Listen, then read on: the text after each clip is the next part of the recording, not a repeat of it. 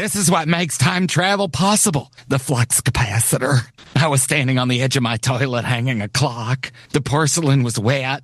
I slipped, hit my head on the sink, and when I came to, I had a revelation, a vision, a picture in my head, a picture of this. This is what makes time travel possible. Navigating through the chaos of these modern days. Lost in the radio. Hi, everybody. Welcome to Radio Labyrinth. Holy shit! Let's see if you bastards can do 90.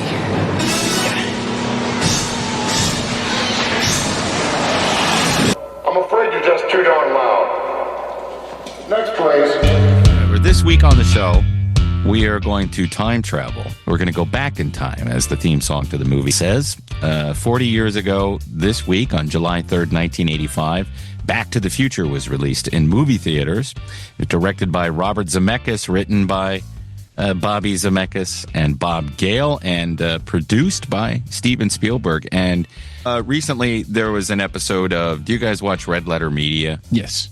They did a review of Back to the Future, and they really broke it down, storytelling and how the art of storytelling, the way it is done in old movies like that still are something that we would watch or we would pass on to our children and stuff like that. The storytelling was definitely a lot better back then in a lot more movies. Today, it's hit or miss. And, you know, as evidenced by the most recent Jurassic Park, that's not about the story. It's just about, here's some dinosaurs, and here's Scarlett Johansson, and here's this and that, and she's a girl boss maybe, and this and that. And so that's all that happens in a lot of movies today. But Back to the Future, one of the perfect films from that era, in 1985 being a very good year for movies. So we'll talk a little bit about what some of the actors have done since, the principal actors and stuff like that. And what that movie meant to everybody. Now, did everybody see it in the theater? Lizzie, you might have been too young. Maybe even Dustin was too young. Yeah, I was 3. I just turned 3. Okay. So I did not see it in the theater.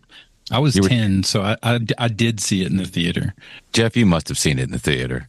Yeah, I'm sure. I didn't because we were poor. All right, how poor were you? Hey, we were so poor, I was born at home. But I saw both sequels in the theater with Jeff, so that makes up for it. Did Jeff pay? Well, no, we weren't dating then, so we went Dutch. I still did the popcorn trick on Tim, though. Yeah, well. Yeah. Yeah, that's cute. But you still didn't pay. No. Well, I paid for that privilege. But you think about what was going on back then. The terrorists are Libyans, because Libya was our big enemy back then. But just the subtle things, like in the Red Letter Media thing, when they go back in time, there's not much of a difference. Like when they go back in time, Doc Brown looks like Christopher Lloyd actually looked, except for the white hair. And then they had to make him a little bit older for you know. Yeah. And what was going on in the country then, music was really good, television was really good. The president was Ronald Reagan. You know, everybody that I knew didn't like Ronald Reagan just because you were young, and I don't like Ronald Reagan. But, you know, we look back on those times being nostalgic and, again, passing this movie on to our kids. My son, you know, he's 4. How old's Al? He's 8. He's 8. So he can watch. He watched Back to the Future back when he was like 4 or 5 years old. Well, Gil likes the DeLorean. I bought him the model DeLorean that he could play with, and he thought that was cool. And there's a guy down at the end of our street has one of those. It looks just like it, of course, it's not all tricked out to look like, you know, the one from the movie. Does he drive it regularly? Sorry, just curious. He passed it. He gave it to his son, so it's not in our location anymore. But you used to see it go up and down the street at least once a week. That's pretty cool. Yeah, I still think it's cool, especially when you know the story of John DeLorean and why it didn't work out for him. So. Yeah. But did you know that it wasn't originally supposed to be a DeLorean in the movie? No.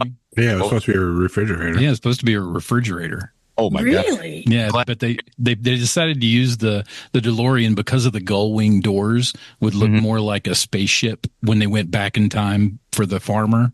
Yeah. Scene. So yeah, that was the reason why, instead of just a giant cast iron refrigerator. But if you remember, they did use a refrigerator later in a Spielberg movie when Indiana Jones crawled into it. to miss the nuclear explosion. Man, how's a refrigerator going to go 88 miles per hour? Yeah, they probably had to rewrite a bunch of that stuff. Yeah. So I got in the car, and so now there's a supercut on YouTube of every scene in all three movies that have the DeLorean in them. So we've watched that at least 100 times because he likes to watch it. But he's not yet ready for an entire movie, although his mother got him to watch Mufasa. Let's look at some of the actors in the movie. Obviously, Michael J. Fox. Was this his first starring film role? He had done a made-for-TV movie. And there's a movie where he takes PCP and jumps off of the top of a building. That might have been a Canadian. Oh, yeah, the Canadian made-for-TV movie. Yeah. But he was in the middle of filming Family Ties while he was filming Back to the Future. Right. And originally that role was Eric Stoltz. Most people know that story. And Zemeckis didn't like him because he was too method and got Thought you wouldn't take the mask off. That's true. Because it wasn't rock. Oh, we're going to ride our motorcycles across your Rocky Dennis. Well, I heard he thought the story was tragic because he was like, he comes back and his family's totally different, but and it's about like materialistic things. Like he has all the money, but his family's not the same. Yeah. He turned to be a little too literal. Plus he didn't have the reaction. He didn't have the comedic timing, the ability that, Michael J. Fox was able to do it because of the sitcom. Yeah.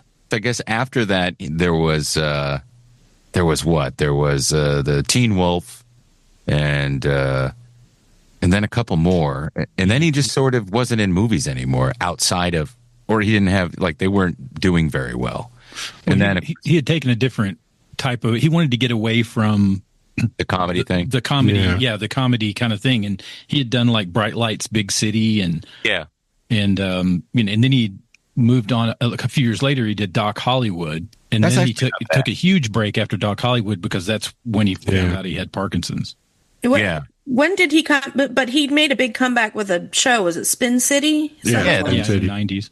Yeah, huge successful television show for him, and then he retired from acting, of course, in 2020 because he just couldn't do it anymore. Although he was in Curb after that, I think. Yeah. Oh my gosh, that was such a funny episode. He does some cameos from time to time. He does cameos? Yeah. There's a 2023 documentary on Apple TV that won an Emmy. I think it's called Still. And he leads the Michael J. Fox Foundation. And he still does personal appearances. I think the cast members of the movie get together from time to time and they'll do like table reads or they'll do panels and stuff. Yeah, they go to different Comic-Cons. And I'm glad that he's still out there doing it because he's always faced that disease with, okay, I have this. I'm not going to hide from the public. He just goes out and he does it, and sometimes the meds keep him from shaking too much or having tremors, and other times they don't. But if you saw him, you're like, hey, Michael J. Fox, you're pretty much a hero to people. Yeah, I think he's doing a great job when he goes out there and does that. I think it's awesome. Christopher Lloyd played Doc Brown. He's still acting at the age of 86 with recent roles in The Mandalorian. Also, he was in Nobody. He played Bob Odenkirk's character's father. I don't know if he's in the sequel. He still goes to the fan conventions, and he's doing voiceovers for Netflix projects. And, he was already a famous TV star, and he had been in some pretty iconic movies like One Flew Over the Cuckoo's Nest. And, he was Jim on Taxi. And then he was in another great 80s movie, Who Framed Roger Rabbit? Yep. And you know who they were going to get to play him before they chose Lloyd? No. Jeff Goldblum. Okay, that would have worked, maybe. Or John Lithgow. Lithgow. Both of those would have. Yeah, either one of them would have been fine. Yeah, they wanted people with that eccentric personality. Yeah. I feel like Jeff Goldblum's too good looking, though. Well, they would have done the same thing they did to Lloyd. They would have, there's no way. Make him look old, and then because he'd have to play both time frames. That would have been interesting. See him laying there on the DeLorean with his chest out. Go back to the. Leah Thompson played Lori Baines McFly, of course, the mother. She's a director now. Star Trek Picard, Young Sheldon. You go back in time. If this movie, all the right moves. Yes. If you go back into Red Dawn. Yeah. But she had a successful sitcom for a long time too. What was that called? Caroline in the City. Yeah. Don't Howard the Duck. Ew. Ew. It's a great movie. So bothersome. Oh, it is not a great What's the one she did with Eric Stoltz? And she's like the popular girl, and he's, but I just Some can't Kind think of of Wonderful. Some Kind of Wonderful. There you go. I love that movie. Thomas F. Wilson was Biff Tannen. He's always been a stand-up comic. I met him a couple times, and he's a funny guy. He does work on SpongeBob SquarePants. He does a bunch of voices. He's Herb, Patrick's father, and he's according to the internet, he's developing a memoir in essays. And then I think probably the most misunderstood character or actor who played George McFly, the dad, who was fantastic, by the way. He didn't come back for the sequels due to a contract dispute. Also, he didn't like the ending because the point wasn't for them to acquire material wealth, but they did, and he didn't like that. But he ended up suing Universal and won. We talked about that recently, where he sort of changed the way Hollywood did things. And he's just been a successful actor in mostly indie films, but he's done an awful lot. And I think he's misunderstood. He's always done what he wanted to do, and just sort of acted in things that he supported or believed in, like Ruben and Ed, which is because of the character he played in Ruben and Ed. He went on Letterman in character and did that kick. And ever since then, people who haven't paid attention to him since, and it's 40 years ago almost, they think he's nuts, but he's not nuts. He's an interesting guy. Hot Tub Time Machine. Yeah. with the arm. Yeah. I mean, he sued them because they used his likeness in the second movie, right? Yeah, they tried to they even put the guy upside down at one point. So you would. Yeah. And they put him in a latex mask that looked like him. Yeah. And then they wouldn't let the actor that played him in the second one. He's been on to say that it was so bad on set that they wouldn't talk to him like he was a person. They talked about him like he was a piece of equipment. Yeah. Oh, weird. Which is horrible. But Biff, by the way, turned into Donald Trump. That's how much influence Donald Trump had in the 80s, is that character that Biff turned into in the future, in Back to the Future 2, was primarily based off of him. Yeah. Yeah, completely. Although I don't think Trump would run around with a gun. All right, I put together a Back to the Future trivia if you guys want to play. Sure. Yeah, let's do it. This will be multiple choice, so not your typical softball Back to the Future questions. These are going to be a little more challenging, just so we can make it fun. So, question number 1: what was the exact time displayed on the Hill Valley Clock Tower when it was struck by lightning? Gee, I think I remember this from our I know Atlanta Pizza in Euro Day. Yeah, that's why I picked it first. A, 10:02 p.m., B, 10:04 p.m., C, 10:06 p.m., or D, 10:08 p.m. 10:08. 10:06. Jeff? I don't know, 10:04. All right, Jeff got that one right. It was B, 10:04 p.m. Number 2. Process of elimination. What was the name of the mall after Marty alters the past? Was it A, Two Pines Mall, B, Lone Star Mall, C, Lone Pine Mall, or D, Hill Valley Mall? Yeah, Lone Pine Mall. Two Pine Mall. Tim? I said D. I'm wrong.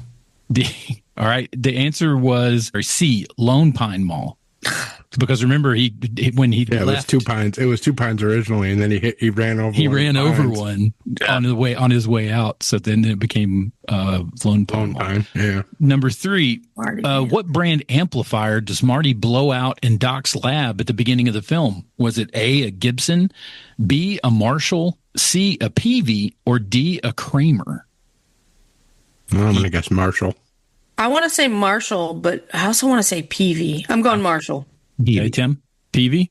Yeah. It was B, a Marshall. God damn it. Number 4, what does Lorraine's mother serve the kids for dinner in 1955 with Marty in attendance?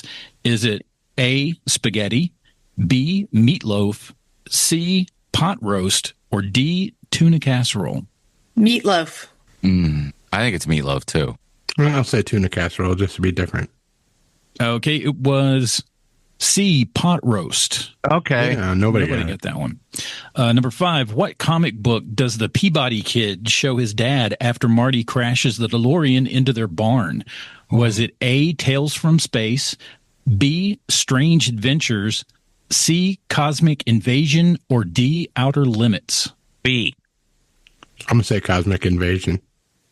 I'm going to say Tales from Space. And Liz got it. It's A, Tales from Space. In your face! Number 6.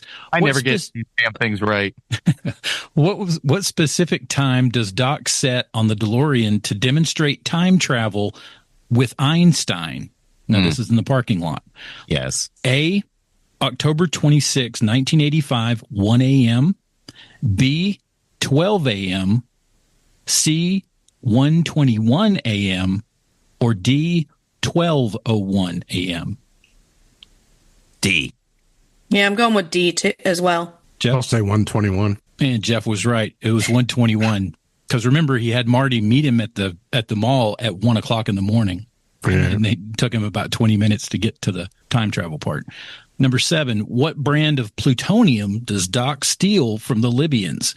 Is it A, General Electric, B, Westinghouse, C, Pacific Nuclear, or D, Sierra Energy? Good God. C. That would have only been the little plaque that was on the case. No, no idea. Westinghouse. It was C, Pacific Nuclear. I got one. Number 8, what song plays when Marty first skateboards through Hill Valley in 1985? Is it A, The Power of Love by Huey Lewis, B, Time Bomb Town by Lindsey Buckingham, C, Back in Time by Huey Lewis, or D, Mr. Sandman by the Chordettes? A, The Power of Love. That's what I think it is. I'll say Back in Time. It is A, Power of Love. Number 9, what make and model is Biff's car that gets full of manure? Is it A, a 1946 Ford Super Deluxe, B, a 1955 Chevy Bel Air, C, a 1948 Packard, or D, a 1949 Mercury Coupe? Good God. I'm going with B. I'll say Bel Air. I'm going to say the Bel Air. It's not a coupe because it has back seats, right? It is A, a 1946 Ford Super Deluxe, but it does look a lot like a Bel Air. Number 10, what is Doc Brown's address in 1955? Is it A, 1640 Riverside Drive, B, 9303 Lyon Estates, or C, 1640 John F. Kennedy Boulevard, or D, 1640 Mason Street? A. D. Yeah, the Mason Street. I don't know. I'll guess that. It is A, 1640 Riverside Drive. He looked it up in the phone book. All right, so if Marty, thank you, that was fun. If the movie was made now and Marty went back 30 years, which, by the way, was 1995, so to me that's a month ago, from 2025, the contrast wouldn't be that dramatic because, I don't know, the culture has sort of stayed the same, even though it really hasn't. But, you know, there's a couple things. There's no smartphones or social media. To communicate, you had to call somebody on a landline. Or if they were wealthy, they had that giant brick. It was just dial-up internet in 1995. So that's all you had. CDs, VHS tapes, floppy disks, and pagers. Google wasn't around, so most people had to go to the library. You weren't streaming. You had to rent something from Blockbuster or record it off TV. If not, you missed it. And you didn't use a GPS. So those are some technology things. Is it drastic enough to where they could make the movie and it would be that different? Or could you easily adapt more so from, say, 85 to 55? I think it would be hilarious. I think the technology gap is what makes it interesting. Yeah. I think it'd be really funny because, like, you say to kids, like, I'm older than Google, and they think it's hilarious. They think you're just like, you know, like, I'm older than dirt, but you're not. Like, you're literally older. I'm literally older than Google. Yeah. So I think it'd be funny. What thing exists now really that they didn't have in 1995? You know, there were bikes, there were scooters, there political correctness. No social media. Yeah, the way we parent kids, all the things. Like so many. So it's not so much visually something that would be that different. It would be more socially. It would be a bigger slap in the face. I think there'd be a big difference. The biggest differences would be in the high school, because kids today are different than they were in 95. A little more free back in 95. For sure. I've been to, when Bella was in high school, like when I'd have to go up to her school, all the kids would be, walking in the hall, switching classes, and it'd be quiet. It'd be silent, and they'd all have headphones in and be staring at their phones. Right. They have their headphones. Yeah. When I was in school, like that was the best part of the day, was in between switching classes and getting together with your friends and, talking and being loud. And that just even if you notice from the movie, I mean, those things were still active and relevant in 55. That wasn't anything different. When the classes changed, there was, it was still chaos in the hallways. In a lot of ways, you couldn't do it, I don't think, to a cinematic level right now. Like, there's not enough difference. Yeah. But in some ways, the kids in 85 were more like the kids in 55 than the kids of 95 and today would be, I think, just because of the social interaction that you had. I agree. So there's one thing I thought about. In the original movie, Doc asks Marty who the president is, and he says Ronald Reagan, and he doesn't believe it because Ronald Reagan was just a B-movie actor. Then tell me, future boy, who's president of the United States? Ronald Reagan. Ronald Reagan? The actor? Then who's vice president? Jerry Lewis? That's one thing you could do back in 95. You could say, well, who's the president? And Marty would say, Donald Trump. And no one would believe it. The real estate mogul? Yeah. The guy, the real estate guy who's been married 3 times or 2 times already? You could even be like, Diddy's on trial. They'd be like, what? Yeah. You mean the guy who writes stuff for Biggie? Yeah. Yeah, exactly. The guy who steals everybody's samples? Yeah. But that's really all I could think that could be. I mean, they'd have to find a way to make it funny. I guess you would have to maybe go back 40 years to the 70s. Or no, go back to the 80s. Sorry, I'm old. Yeah, you'd have to. And it would make more sense if they were going to do that to go back to 85. Right. And do it, because that would really show a real difference between the two and a good comparison from the original movie. I mean, I think you could even make it funny with the things like he was saying, political correctness, the things you could say back in 1995 and the things you absolutely can't say now. Well, no, here's the problem with that. The problem with that would be it doesn't work backwards. So the jokes and what would be funny about it would not be funny to an audience that didn't grow up during that time. Yeah, you're absolutely right about that. They'd be like, yeah. It's like this main character's an asshole. Yeah, it's like the main character's a dick. Yeah. What a bigot. The other big movies from just that summer of 1985, I'll list the top 10. Rambo First Blood Part 2 was the top one.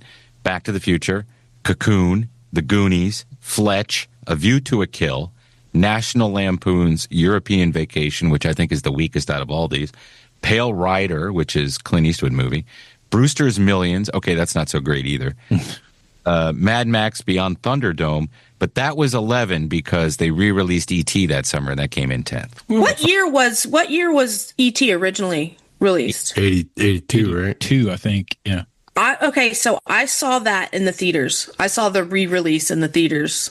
So that might have been the first movie I ever went to go see, because I remember getting Reese's Pieces and going to see that in the theaters.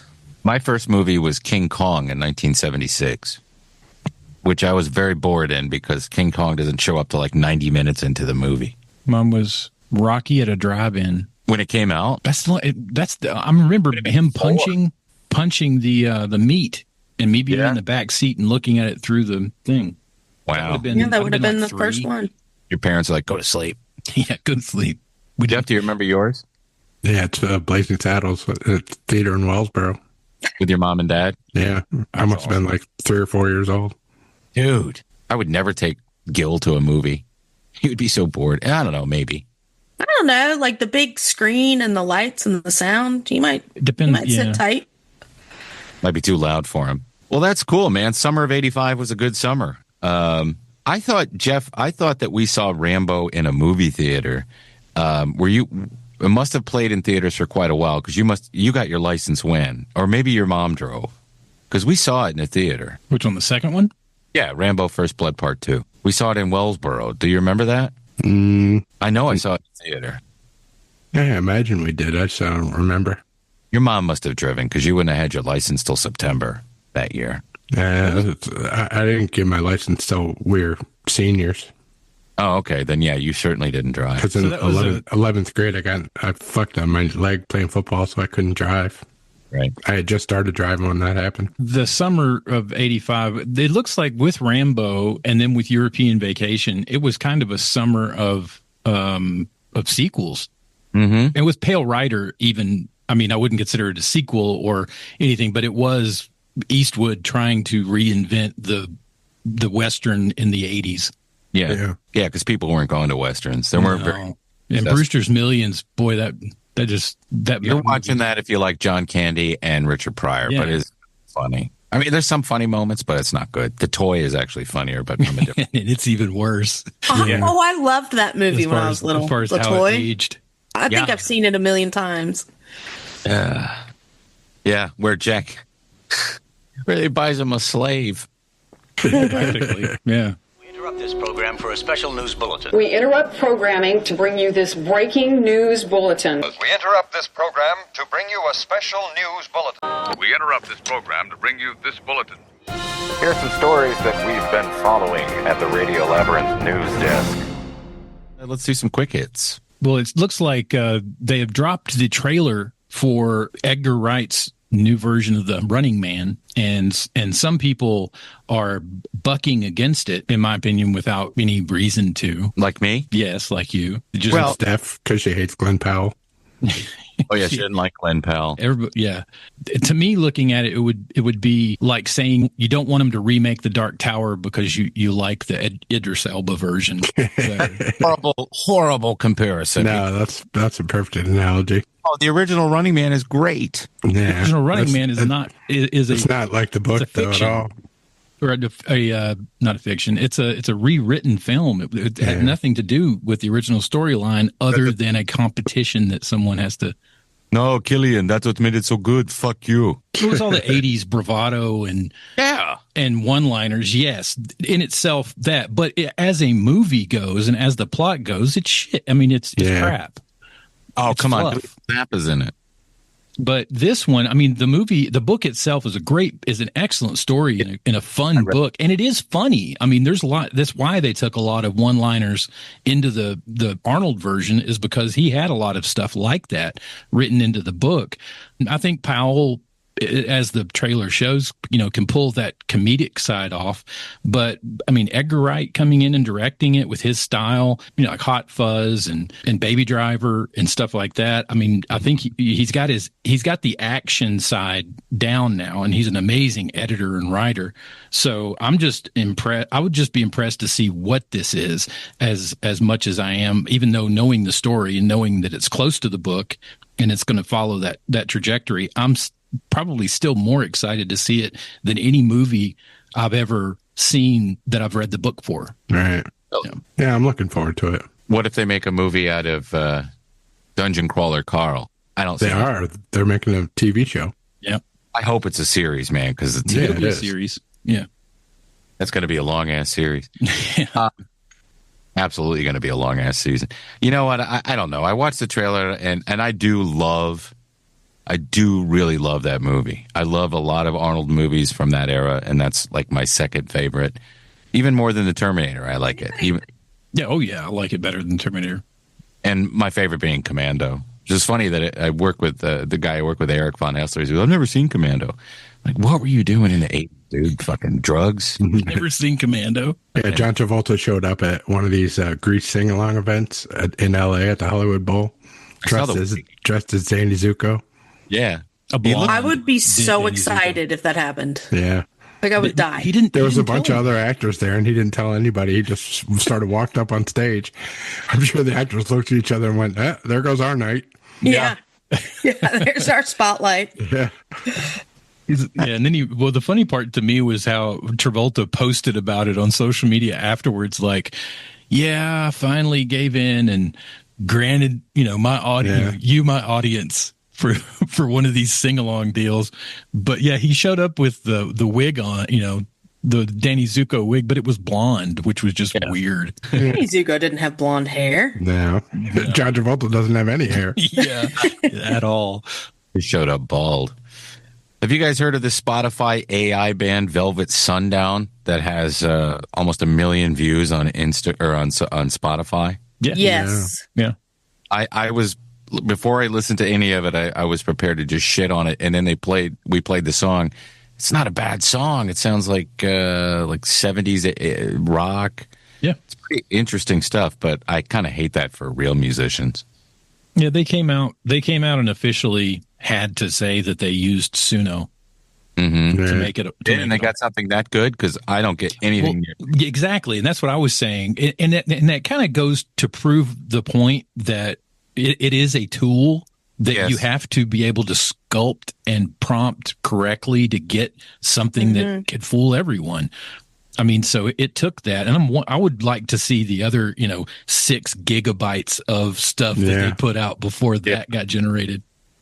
Shit. But there are some bands that are leaving Spotify because of that. Deerhoof is one who recently came out and said that they're completely removing their stuff off of Spotify. This was kind of a last straw kind of thing for them because they already don't make anything on these sites. I mean, my brother and them, he 42 million listens, and they made like $24. Yeah. How much? $24 for the whole band, like all of it. Take it off. Yeah. So a lot of bands are doing that now. Comedians also did that.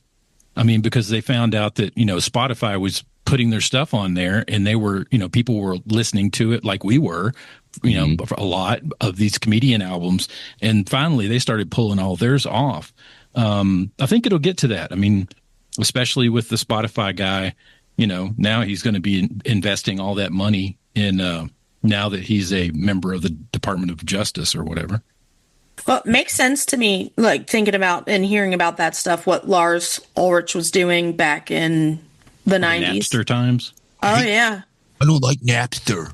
Yeah, I was like, what a douche. Like, just let us download free music. Yeah, I was Now I'm like, okay, he was protecting other artists. Yeah, I get that. I mean, yeah, he was protecting other artists, but and that's what, Spotify goes in and they take advantage, of that. There's, not only did they kill the music industry as it was by creating a new platform, but they also dismantled any way that you could make money off of it as an artist, without touring. I mean, that's why my brother stays on the road 300 days a year, is because that's the only way that you can make money nowadays off anything. Diddy stuff.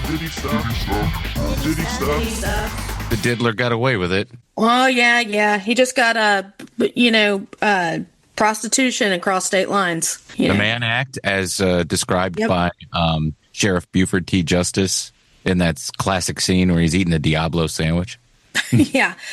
And people are passing out T-shirts that says, Frico isn't Rico. Right. And they're all like outside the courthouse spraying baby oil on each other. Nope. But Nancy Grace is pissed. Well, she's pissed all the time. She's always pissed. She's like, this is a rich man's justice. Okay. And another thing, all y'all that are hooping and hollering, shame on you. Okay. Shame on you. She's mad because she was like, the diddler's done. Nope. Well, I'll tell you why. It's because James Comey's ineffective daughter was unable to seal the deal. She's a terrible district attorney, and, they could do a lot better. Believe me, I would have gotten Diddy at least 50 years, believe me. You really think so? I know so. I think that Pam Bondi would have done a better job prosecuting it, but, hey, it's just Diddy. I mean, I know Diddy. Diddy's a good guy. I mean, I never knew he slaps women around, but, hey, who hasn't? Listen, that's disgusting. And if you had put me in there, I would have gone at it like a pit bull. Okay? That's why you're doing your, the show that nobody watches anymore. I'm done. I'm done with you, sir. Casey Anthony, she made your career, and you don't even thank her for it. Believe me, I would be very upset. I'm done. Anyway, so he got the 2 prostitution charges, and onward and upward, although he was denied bail. But who knows? He's facing up to, I think, 10 years maximum for each charge. So, 20 years 20 maximum, but I don't think he's going to get that.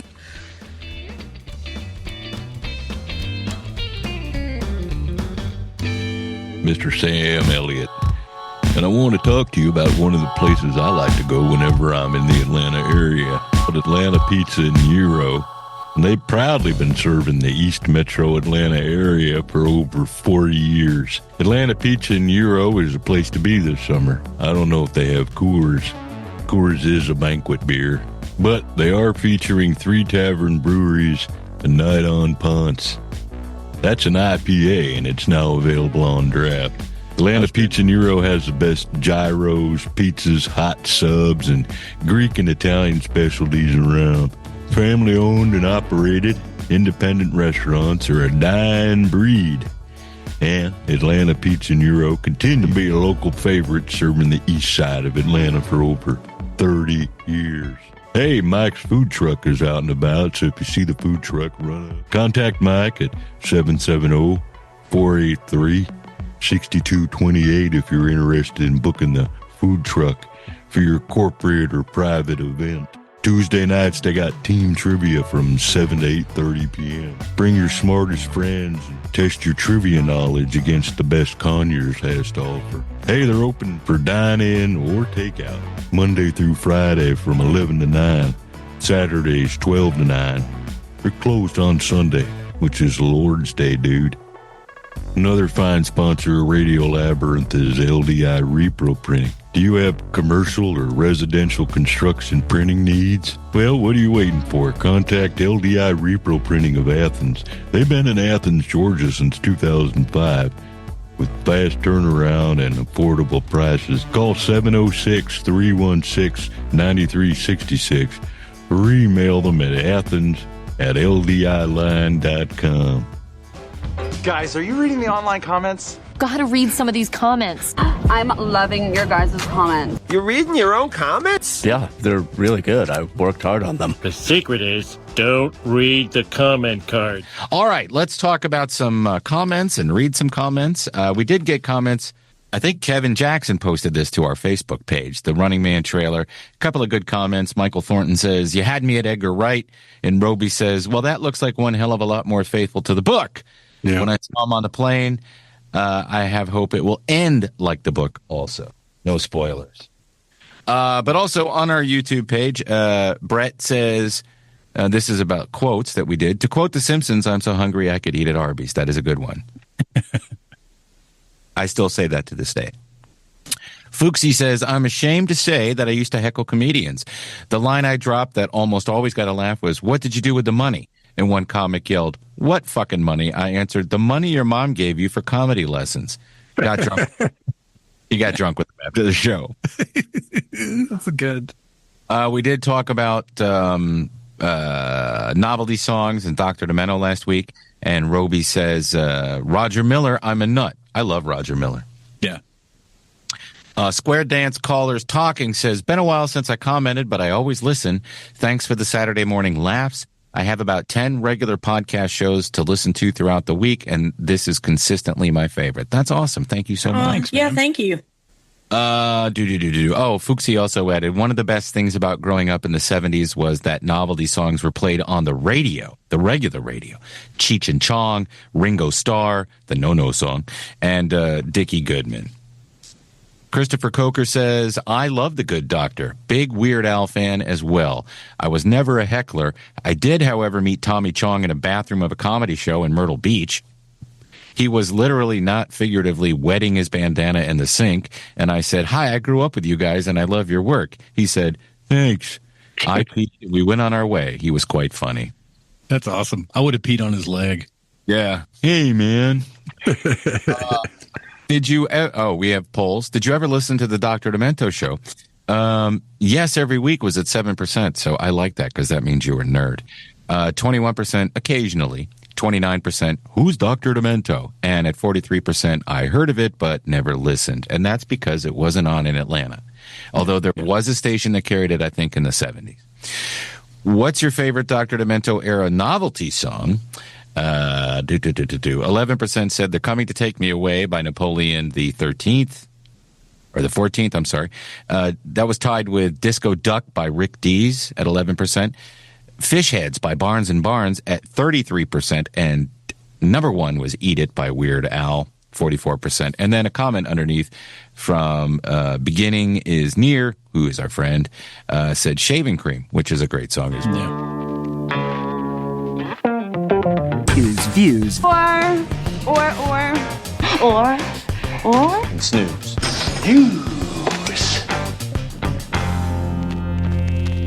Last week was Smoke, which I watched the first one. It's good. I'm gonna keep watching it. Squid Game, finished that. Not Did you happy finish with the whole thing? Yeah. You didn't tell me you finished the whole thing. Oh yeah, I finished the whole thing. Why aren't you happy with it? Well, Yeah. because we're supposed to talk about it. That fucking baby. I gave you the prediction, but how could you have any other prediction? No, Right? was the thing, the clip that's going around now? So in the alleyway, Kate Blanchett. That's the very end. Yeah, they're doing that's the last scene. They're doing a U.S. Squid Game. But my thing is, if you're doing U.S. Squid Games, why are you playing dodgeball? Right. Like you would be playing like paper football or tic tac toe or something. Like not dodgeball. That doesn't lead itself to having a slap fight after football, paper football. Yeah, I told him my prediction, and I was like, "Let me know when you watch it and or finish it," and he didn't. And Nautilus, which I watched the first one of that. It's good. It's a fun show. That about the exercise machine? No, it's about the 20,000 Leagues Under the Sea Nautilus submarine. Sorry, I forgot. But this week, Heads of State, it's a movie. John Cena and Idris Elba playing two presidents, team up. It's on Amazon. Man, the preview for that's rough. I mean, it looks really bad, but I bet you it's going to be fun to watch. Is it a reboot of that movie with James Garner and... No, I don't think so. Oh, was it James Garner and Jack Lemmon? Yeah. Was it? The Sandman comes back for its final season. Nice. Got canceled on after all the Neil Gaiman stuff. I can't do it. I'll watch it. That wasn't... I was waiting for the next season to come out. That's an awesome show. Even though he has no involvement whatsoever in this final season. Yeah. Except that he wrote it. I mean, the fact Gaiman's not. I mean, he wrote the source material, yes, but the guy's not a director and he's not a showrunner. So I mean, the fact that somebody else had it in its reins, as long as it's the right IP, they might even do it. I'm still going to think about it. I'm still going to think about it, and I can't think about it. I don't want to think about it. Anyway, that comes back on the 3rd. And Ballard, new series on Amazon Prime. I'm excited for. This is a spinoff of Bosch. I got to watch 8,000 episodes of Bosch before I get into this. You can just watch the second to last episode of Bosch. That was the backdoor pilot for this Ballard series. She his daughter? No, she's another LAPD detective. Okay. But she's actually still a detective. Oh. Like, because Bosch got fired before, like, season 3 of the series. Yeah, went out on his own. Yeah. Yeah. Maybe I should start watching some TV again. I am almost all caught up on Murderbot, which I should be caught up on because it's only half an hour, but I'm still digging that show. Yeah. Yeah, it's a good show. He's a good actor. All right, let's do our staff picks. I'll go first, and I'll do them very quickly. I'm reading or listening to a book since I'm now not going to pay for the audio theater version of Dungeon Crawler Carl, but I did like the free part of it. It's really good though. It seems like it's going to be worth the money. I listened to the first one, the one you get for free. Yeah, but you don't get the whole book. No, the first segment. I'm paid up. I'm paid up till December. Oh, nice. So if I can figure out, I'll get you to figure out. But I am listening to, there's this guy on TikTok that just came into my feed and I followed him because I like his videos. His name's Jason Pargin. He's an author. Yeah. He's really smart and he does real fun, quick videos about all sorts of different things. I didn't know he'd written the book John Dies at the End, which became a horror comedy movie. But his latest book is called I'm Starting to Worry About This Black Box of Doom. And it's a lot of fun. It's a book that I probably would have read and enjoyed as well. But the narrator is pretty good. And the characters are interesting. And it's very relevant to the type of life we live these days. Social media, Reddit, paranoia, incel, all the cultural things from today thrown into something that's easy to digest, and it's an enjoyable story so far. And that's his first book using his name. Yeah. Yes. Yeah, all of his other books were David Wong. Yeah. Because that's what it was his pseudonym for all the stuff he wrote before that. Yeah, I read that whole trilogy, the John Dies at the End trilogy. That was good. My favorite was This Book is Full of Spiders. It's the one after. Well, I'm going to John Dies at the End. Get all those next while I wait for the next. Yeah, they're great. They're so out there and so weird. He's good. I like him. Yeah, very cool. Mine is a movie from 1990. I saw it in the theater, but they just released a 4K version of it. Flatliners, Joel Schumacher. I liked it. I always liked this movie. I saw it in the theaters too, but I was like 8. My older sister Candace took me out on a date with her, and I saw it in the theaters. Yeah. I always like the look of it. Like the whole movie is done in shadow, which is really weird for a movie. But Kiefer Sutherland, Julia Roberts, Kevin Bacon, Oliver Platt, a bunch of college doctors in med school that try to figure out how to kill themselves, see what it's like on the other side, and then bring themselves back. But they bring back their sins as they come back and they manifest. Cool concept, but Joel Schumacher, it is a Joel Schumacher movie, so it's very much more style over substance. But it looks great, and it's a fun movie, especially if you like all those wannabe Brat Packers. Yeah, I was gonna say it's like an older Brat Pack movie. The little girl that you fucking cocksucker son of a bitch. Yeah, the little girl on the bus. What's funny, she's grown up to be an actress, and she's been in tons of things now. But that was how she started out, was that little cussing girl. Mine's Owen Wilson on Hot Ones. Oh, wow, these ones are good. He always says "wow" once. Yeah, and it was natural too. Wow. Yeah.